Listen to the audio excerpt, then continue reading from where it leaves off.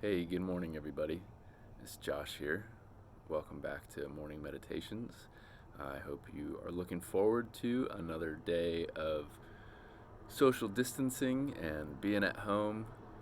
It's kind of becoming normal now, for me at least. I don't know how it is for you guys. I know I want to get out, I want to go to the beach, I want to go back into public life, but, but I'm actually kind of enjoying just taking it slow. So I hope you are as well. We're continuing our study in the parables today, and this morning we're going to be looking at the parable of the wise and foolish builders. So, this parable, you can find it in Matthew chapter 7, verses 24 through 27, and again in Luke chapter 6, verses 47 through 49. You can follow along, or you can just listen as I read, and then I'll kind of unpack them a little bit.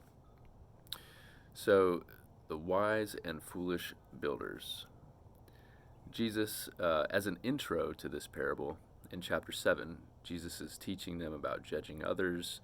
He tells them, ask, seek, knock, the narrow and the wide gates, true and false prophets, and then true and false disciples, saying, not everybody who calls out my name, Lord, Lord, uh, no, I won't recognize everybody, essentially. And then he goes right into the wise and foolish builders. And so he says, therefore, everyone who hears these words of mine and puts them into practice is like a wise man who built his house on the rock. The rain came down, the streams rose, and the winds blew and beat against the house. Yet it did not fall, because it had its foundation on the rock. But everyone who hears these words of mine and does not put them into practice is like a foolish man who built his house on sand. The rain came down, the streams rose, and the winds blew and beat against that house, and it fell with a great crash. Okay, so again, just like every other parable, it really helps us if we're studying them side by side among the other Gospels, particularly the Synoptic Gospels. Synoptic just means seen together. They're very similar. So Matthew, Mark, and Luke are the Synoptic Gospels. John is not a Synoptic Gospel because he kind of takes his own direction with it. But let's read what Luke has to say and see if we can get some more information. Okay, wise and foolish builders, why do you call me Lord, Lord, and do I not do what I say? For everyone who comes to me and hears my words and puts them into practice, I will show you what they are like. They are like a man building a house, who dug down deep and laid the foundation on rock. When a flood came, the torrent struck that house, but could not shake it because it was well built. But the one who hears my words and does not put them into practice is like a man who built a house on the ground without a foundation. The moment the torrent struck that house, it collapsed, and its destruction was complete. So we get a little bit more of an accentuation on the building, right? The man who dug down deep and laid the foundation is emphasized a little bit more in Luke than in Matthew.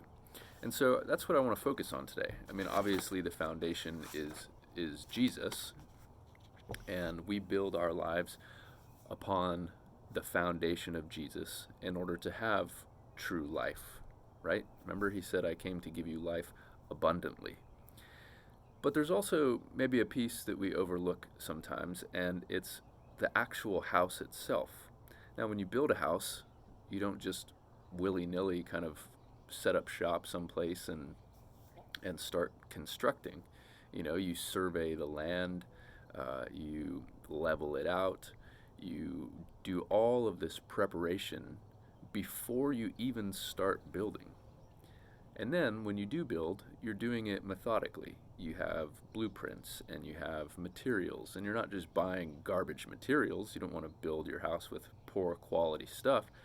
You want to build it with high quality stuff, as high quality as you can find, so that your house is not only built on foundation and it's built properly and solid, but the house itself is going to last for a really long time, and it's going to be quality, and it's going to be something that you enjoy being inside of, that you're going to make memories in, that is visually pleasing to the eye, aesthetics. And so there's all these other components that are involved in building a house. So you can build a house anywhere. You can build it on shifting sand, you can build it on bedrock.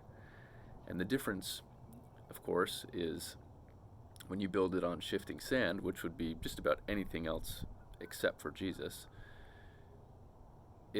you have the potential for it to crumble, and so the question this morning is kind of twofold.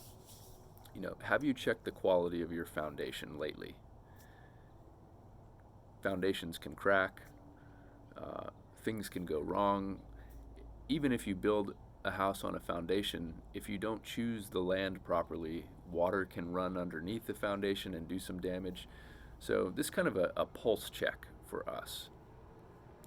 Have we surveyed our foundation lately? What has our relationship been like with Christ? And did we start off with a good foundation?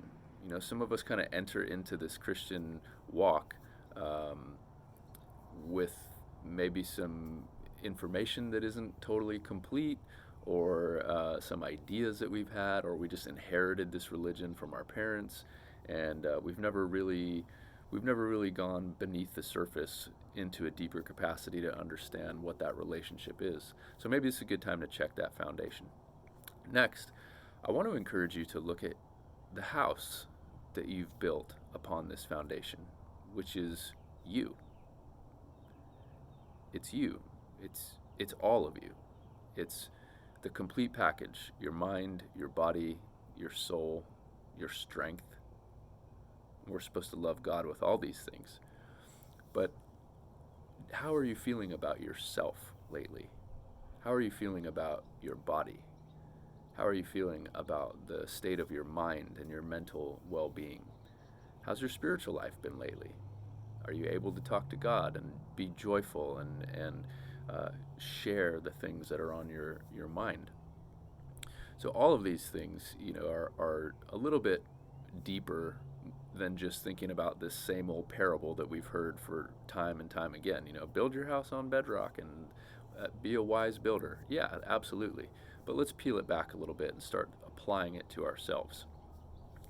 All right, guys. I love you. I love doing these morning meditations, and I hope you're still enjoying them. Feel free to leave me a comment below, and if you have any questions or you want something specific, if you want me to cover something specific, just send me a message and let me know. All right, I love you, and I'll see you tomorrow.